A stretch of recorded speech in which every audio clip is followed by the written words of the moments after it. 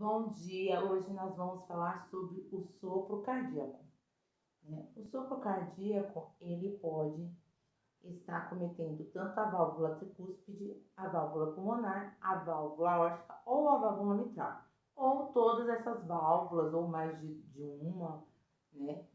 Esses pacientes, eles têm que estar sendo feito acompanhamento médico e é solicitado exames como eletrocardiograma, né, raio-x de tórax, né, para estar fazendo um acompanhamento com o cardiologista, né. Esses pacientes vão estar sentindo falta de ar intensa, muitas vezes falta de apetite, entre alguns outros sintomas.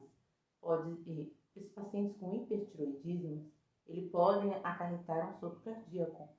Recém-nascidos, eles também têm, mas não é patológico, é devido que está ainda se formando os órgãos da criança. Espero que tenha ajudado a entendê-lo mais um pouco.